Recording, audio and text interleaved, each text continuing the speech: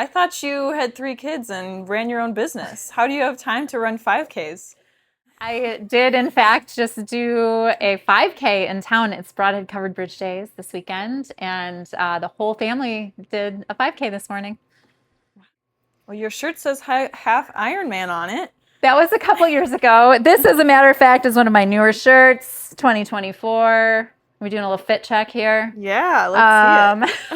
Um, that was 2 years ago, and it did, in fact, take a whole lot of time to train for a half Ironman. So I try to have realistic expectations of what I can do based on what we have going on the farm. And the farm is really, really busy this season. So we're just doing what we can, some shorter races. It's a lot of fun. How did you get into this triathlon and running race scene? What's your Uh, background?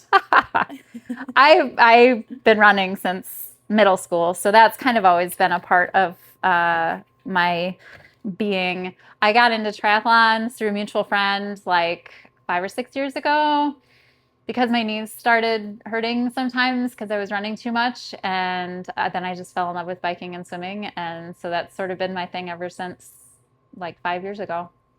Make time to prioritize your own fitness and your own training. Oh boy, it's kind of hard. I have had to modify my expectations of myself at times. I can only give training maybe 5 hours a week. So I'm not training for an Ironman. I'm doing sprint triathlons instead. So we kind of have trade-offs because I got to run a business and raise a family and all the things too.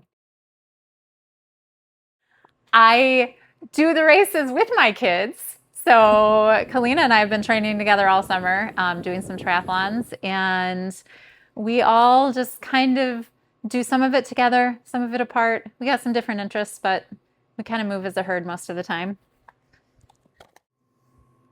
Do you ever feel guilty about taking the time to work out with so many other responsibilities?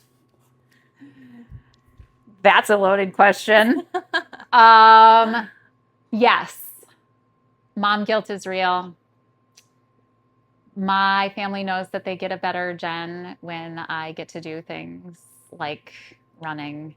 Um, and they're very, very supportive. But it still is hard to balance taking care of yourself and running a business and raising kids. And we homeschooled throughout, and Carolina's still homeschooled. So it just takes a lot of communicating. But mom guilt is real. You just gotta um, be okay with taking care of yourself, I guess.